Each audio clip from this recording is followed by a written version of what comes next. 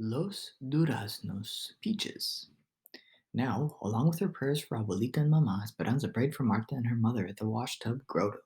Papa's roses, although still short and squat, had promising tight buds, but they weren't the only flowers there. She often found that someone had put a posy as sweet as Aslim in front of the statue, or a single iris, or had draped a honeysuckle vine over the top of the tub. Lately, she had seen Isabel there every evening after dinner, kneeling on the hard ground. Isabel, are you saying a novena? Asked Esperanza when she found her at the statue yet again one night. It seems you have been praying for at least 9 days. Isabel got up from her dedication and looked up at Esperanza. I might be queen of the May. In 2 weeks, on May Day, there's a festival at my school and a dance around a pole with colored ribbons. The teacher will choose the best girl student in third grade to be queen. Right now, I'm the only one who has straight A's. Then it might be you, said Esperanza. My friends told me that it is usually one of the speakers that is chosen, the ones who wear nicer dresses. So I'm going to pray every day. Esperanza thought about all the beautiful dresses she had outgrown in Mexico. How she'd wish she could have passed them on to Isabel. Esperanza began to worry that she would be disappointed. Well, even if you're not the queen, you will still be a beautiful dancer, right? Oh, but Esperanza, I want so much to be the queen. I want to be la reina like you. She laughed. Regardless, you'll always be our queen. Esperanza left her there, devoutly praying, and went into the cabin. Has a Mexican girl ever been chosen queen of the May? She asked Josefina. Josefina's took on a disappointed look, and she silently shook her head no. I have asked. They've always found a way to choose a blonde, blue-eyed queen. But that's not right, said Esperanza, especially if it's based on grades. There's always a reason. That's the way it is, said Josefina. Milena told me that last year the Japanese girl who had the best marks in third grades and still they did not choose her. Then what's the point of basing it on marks? Asked Esperanza, knowing there was no answer to her question. Her heart already ached for Isabel. A week later, Esperanza put yet another bundle of asparagus on the table after work. The tall and feathery asparagus plants seemed to be as unrelenting as Isabel's desire to be queen. The workers picked the spears from the fields, and a few days later the same fields had to be picked again because new shoots were already showing their heads. And Isabel talked of nothing else, except the possibility of wearing the winter's crown on flowers on her head. I hate asparagus, said Isabel, barely looking up from her homework. During grapes, you hate grapes. During potatoes, you hate potatoes. And during asparagus, you hate asparagus. I suppose that during peaches, you will hate peaches. Isabel laughed. No, I love peaches. Hortensia stirred a pot of beans, and Esperanza uh, this, took off the stained apron she wore in the sheds and put on another. She began measuring the flour to make tortillas. In a few minutes, she was patting the fresh dough that left her hands looking as if she wore white gloves. My teacher will choose the Queen of May this week, said Isabel. Her entire body wiggled with excitement. Yes, you have told us, said Esperanza, teasing her. Do you have anything new to tell us? They are making a new camp for people from Oklahoma, said Isabel. Esperanza looked at Hortensia. Is that true? Hortensia nodded. They announced it at the camp meeting. The owner of the farm bought some army barracks and from an old military camp and is moving them onto the property not too far from here. They get toilets and hot water and a swimming pool, said Isabel. Our teacher told us all about it, and we'll be able to swim in it. 1 day a week, said Hortensia, looking at Esperanza. The Mexicans can only swim on Friday afternoons, before they clean the pool on Saturday mornings. Esperanza pounded the dough a little too hard. Do they think we are dirtier than the others? Hortensia did not answer, but turned to the stove to cook a tortilla on the flat back comal over the flame. She looked at Esperanza and held her finger to her mouth, signaling for her not to discuss too much in front of Isabel. Miguel walked in, kissed his mother, then picked up a plate of fresh tortilla and went to the pot of beans. His clothes were covered in mud that had dried gray. How did you get so dirty? Asked Hortensia. Miguel sat down at the table. A group of men showed up from Oklahoma. They said they would work for half the money on the railroad, hired all of them. He looked into his plate and shook his head. Some of them have never even worked in a mortar before. My boss said that he didn't need me, that they were going to train the new men. He said I could dig ditches or lay tracks if I wanted. Esperanza stared at him, his florid hands in midair. What did you do? Can you not tell from my clothes? I dug ditches. His voice was sharp, but he continued eating as if nothing were wrong. Miguel, how could you agree to do such a thing? Said Esperanza. Miguel raised his voice. What would you have me do instead? I could have walked out, but I'd had no pay for today. Those men from Oklahoma have families too. We must all work at something or we will all starve. The temper Esperanza did not recognize raged to the surface. Then, like the irrigation pipes in the fields when the water was first turned on, her anger burst forth. Why didn't your boss tell the others to dig the ditches? She looked at the dough she was holding in her hand and threw it at the wall. It stuck for an instant, then slowly slid down the wall, leaving a darkened trail. Isabel's serious eyes darted from Miguel to Esperanza to Hortensia. Are we going to starve? No, they all answered at the same time. Esperanza's eyes were on fire. She stamped out of the cabin, slamming the door, and walked past the mulberry and the chinaberry trees to the vineyard. She hurried down a row, then cut over to another. Esperanza! She heard Miguel's voice in the distance, but she didn't answer. When he got to the end of one row, she moved up to another. Anza! She could hear him running down the rows, catching up with her. She kept her eyes on the tamarisk trees in the far distance and walked faster.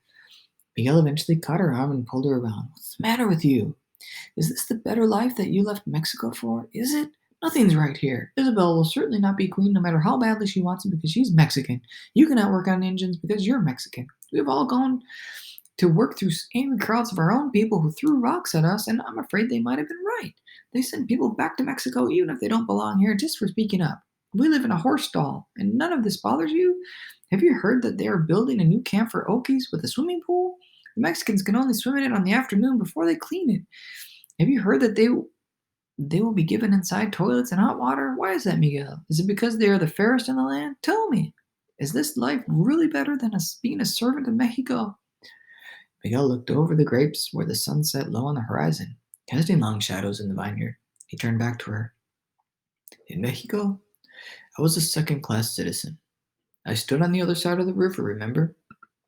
And I would have stayed that way my entire life. At least here I have a chance, however small, to become more than what I was. You obviously can never understand this because you never lived without hope. She clenched her fist and closed her eyes tight in frustration. Miguel, do you not understand? You are still a second class citizen because you act like one, letting them take advantage of you like that. Why don't you go to your boss and confront him? Why don't you speak for yourself and your talents? You are beginning to sound like the strikers, Esperanza, said Miguel coldly. There is more than one way to get what you want in this country. Maybe I must be more determined than the others to succeed, but I still know that it will happen. Aguantate tantito y la fruta cayera en tu mano.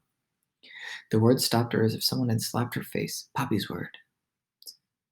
Wait a little while and the fruit will fall into your hand.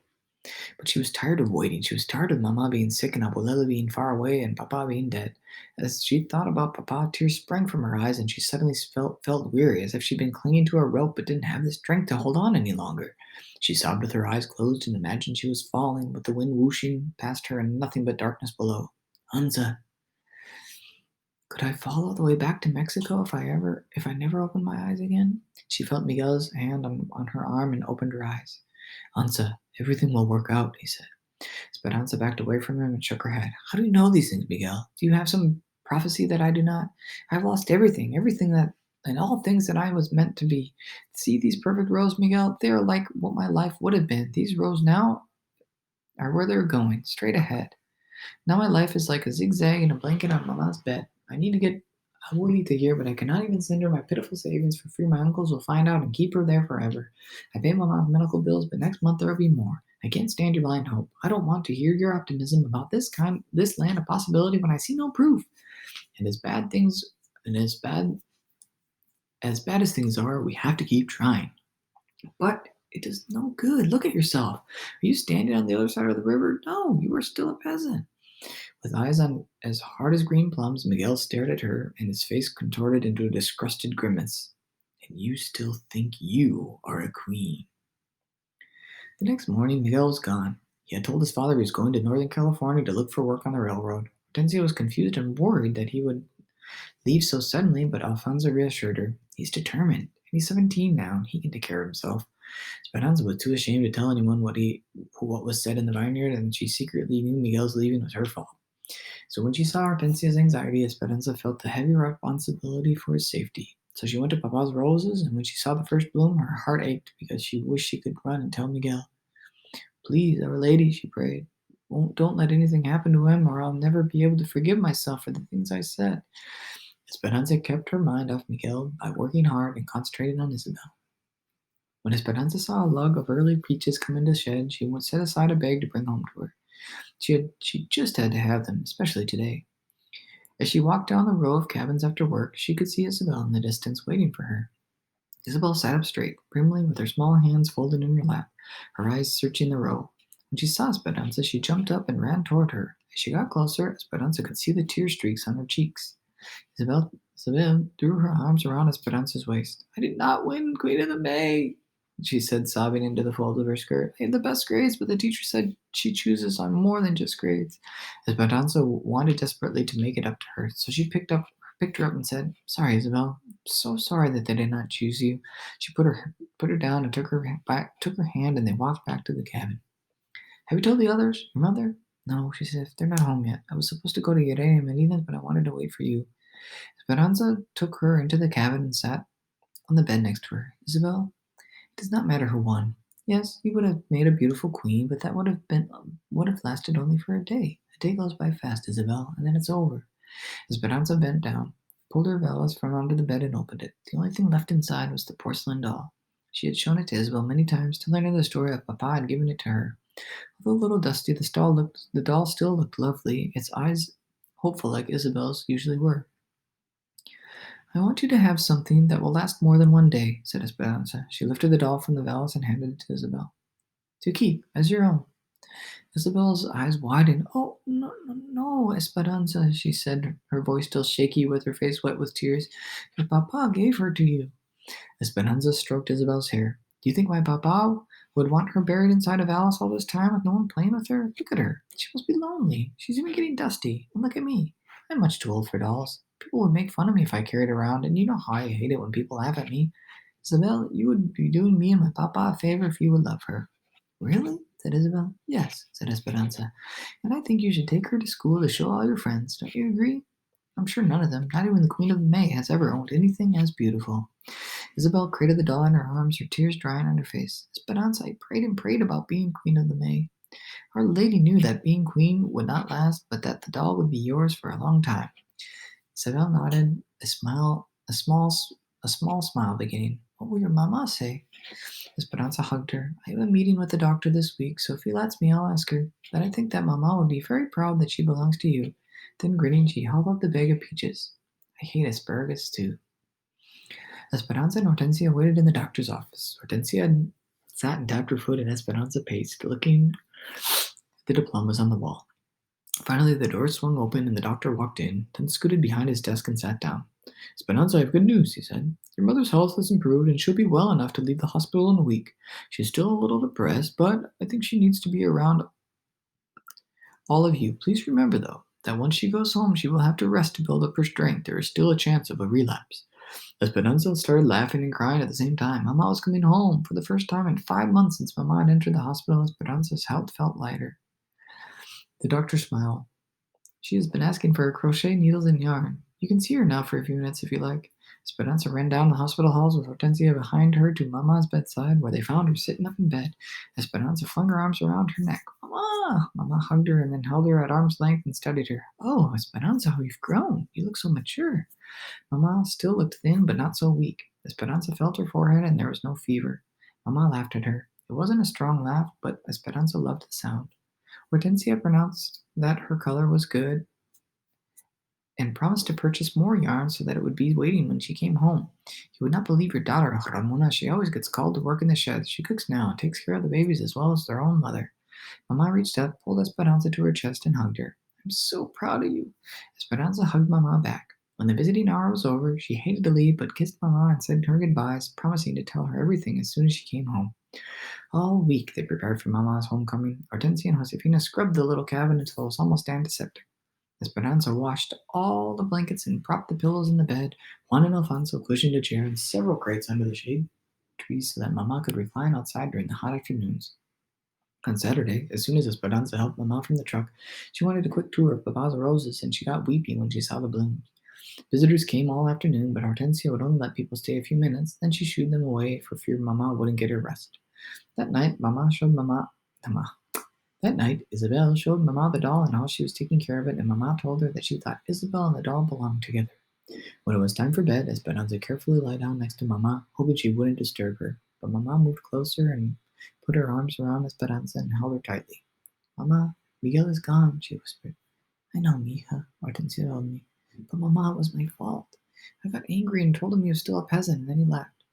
It could not have been all your fault. I'm sure he knows he didn't mean it. He'll come back soon. He couldn't be away from his family for long. They were quiet. Mama, we've been away from Abuelita for almost a year, said Esperanza. I know, said Mama quietly. It does not seem possible. But I've saved money. We can bring her soon. Do you want to see how much? Before Mama could answer, Esperanza turned on the light, checking to make sure she hadn't woken Isabel. She tiptoed to the closet and took out her veil. She grinned at Mama, knowing how proud she would be of all the money orders. She opened the bag with her mouth and dropped it open. She couldn't believe what she saw. She tipped the valise upside down and shook it hard. It was empty. The money orders were gone.